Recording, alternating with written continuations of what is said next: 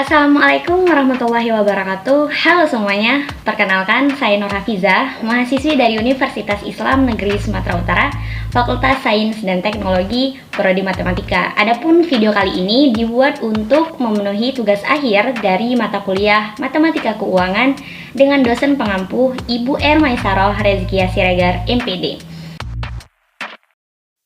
Adapun di kesempatan kali ini saya akan memaparkan materi yang berjudul tingkat suku bunga. Nah, sebelum kita bahas lebih dalam lagi nih, saya ucapkan selamat menonton, disimak dengan baik ya teman-teman, enjoy! Adapun pengertian tingkat suku bunga, bunga adalah tanggungan pada pinjaman uang yang biasanya dinyatakan dengan presentasi dari uang yang dipinjamkan. Bunga juga merupakan suatu ukuran harga sumber daya yang digunakan oleh debitur yang harus dibayarkan kepada kreditur. Sedangkan suku bunga adalah nilai, tingkat, harga, atau keuntungan yang diberikan kepada investor dari penggunaan dana investasi yang atas dasar perhitungan nilai ekonomis dalam periode waktu tertentu. Fungsi suku bunga. Suku bunga memberikan sebuah keuntungan dari sejumlah uang yang dipinjamkan kepada pihak lain atas dasar perhitungan waktu dan nilai ekonomis. Tinggi rendahnya keuntungan ditentukan oleh tinggi rendahnya suku bunga. Ada 4 suku bunga dalam perekonomian sebagai berikut. Yang pertama, untuk membantu mengalirkan tabungan berjalan ke arah investasi guna mendukung pertumbuhan perekonomian. Yang kedua, mendistribusikan jumlah kredit yang tersedia, pada umumnya proyek investasi yang menjanjikan hasil tertinggi. Yang ketiga, untuk menyeimbangkan jumlah uang beredar dengan permintaan akan uang dari suatu negara. Dan yang terakhir, merupakan alat penting menyangkut kebijakan pemerintah melalui pengaruhnya terhadap jumlah tabungan dan investasi. Faktor-faktor tingkat suku bunga. Adapun faktor yang mempengaruhi besar kecilnya penetapan suku bunga secara garis besar terbagi menjadi beberapa bagian, yaitu kebutuhan dana, target laba, kualitas jaminan, kebijakan pemerintah, jangka waktu, reputasi perusahaan, produk yang kompetitif, dan persaingan. Nah, masuk ke jenis-jenis suku bunga. Berdasarkan bentuknya, suku bunga menjadi 2 bagian, yaitu suku bunga real dan suku bunga nominal. Apa sih suku bunga real? Suku bunga real adalah suku bunga yang telah mengalami koreksi akibat inflasi dan didefinisikan sebagai suku bunga nominal dikurangi laju inflasi. Sedangkan suku bunga nominal adalah suku bunga dalam nilai uang. Suku bunga ini juga merupakan nilai yang dapat dibaca secara umum. Suku bunga ini menunjukkan sejumlah rupiah untuk setiap 1 rupiah yang diinvestasikan. Nah, sedangkan berdasarkan sifatnya, suku bunga dibagi lagi nih menjadi 2 bagian, yaitu ada bunga simpanan dan bunga pinjaman. Bunga simpanan itu sendiri ialah presentasi biaya yang diterima oleh nasabah saat menyimpan uang di bank, seperti bunga simpanan tabungan dan juga deposito. Sedangkan bunga pinjaman adalah biaya yang harus dibayarkan nasabah saat melakukan pinjaman ke lembaga keuangan, seperti suku bunga kartu kredit dan lain sebagainya. Bunga pinjaman terbagi lagi nih menjadi 2 bagian, yaitu bunga flat dan bunga efektif. Yang pertama, bunga flat.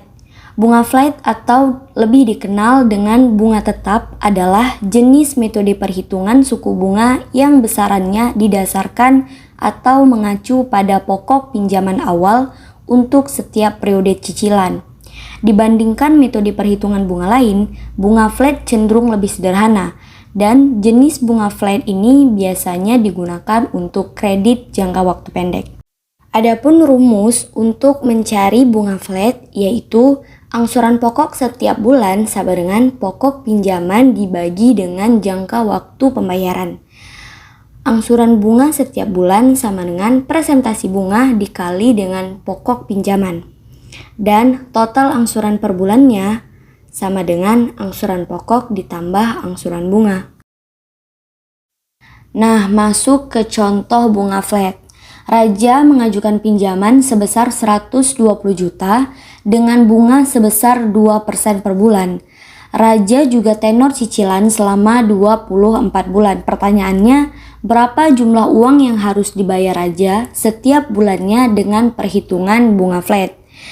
Baik, yang kita ketahui di sini jumlah pinjamannya sebesar 120 juta dengan bunga 2% per bulan dan jangka waktu selama 24 bulan. Langkah pertama yang harus kita cari yaitu angsuran pokok per bulan sama dengan jumlah pinjaman dibagi dengan jangka waktu, yaitu 120 juta dibagi dengan 24 bulan sama dengan 5 juta. Selanjutnya angsuran bunga per bulan, yaitu persenan bunga dikali dengan jumlah pinjaman. Berarti 2% dikali dengan 120 juta sama dengan 2.400.000. Sedangkan untuk total angsurannya yaitu angsuran pokok ditambah dengan angsuran bunga. Sama dengan 5 juta ditambah 2.400.000 sama dengan 7.400.000. Dari perhitungan di atas, maka Raja harus membayar angsuran per bulannya sebesar 7.400.000 selama 24 bulan hingga lunas. Yang kedua, bunga efektif. Bunga efektif adalah angsuran bunga tiap bulan yang akan berkurang sepanjang periode. Dalam metode perhitungan ini, besaran bunga dihitung dengan mengacu pada saldo pinjaman setiap akhir bulan, atau dengan kata lain, bunga pinjaman akan dihitung sesuai nilai pinjaman pokok yang belum dibayar. Oleh karena itu, besar angsuran bunga tiap bulannya akan berbeda. Metode perhitungan bunga efektif ini biasanya digunakan untuk pinjaman jangka waktu panjang.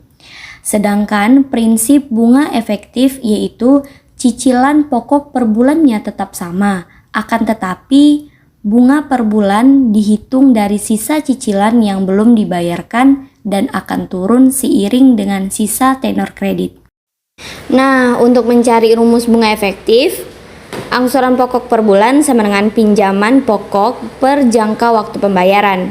Angsuran bunga per bulan sama dengan pokok pinjaman dikali dengan suku bunga per tahun dibagi dengan 12. Dan total angsuran per bulan sama dengan angsuran pokok ditambah angsuran bunga. Nah, selanjutnya contoh dari bunga flat. Rahmat mengajukan pinjaman sebesar 240 juta selama kurun waktu 48 bulan dan dikenakan bunga efektif sebesar 12% per tahun. Pertanyaannya di sini, berapa jumlah uang yang harus dibayarkan Rahmat setiap bulannya? Baik, yang kita ketahui jumlah pinjaman sebesar 240 juta, bunga sebesar 12% per tahun dengan jangka waktu selama 48 bulan.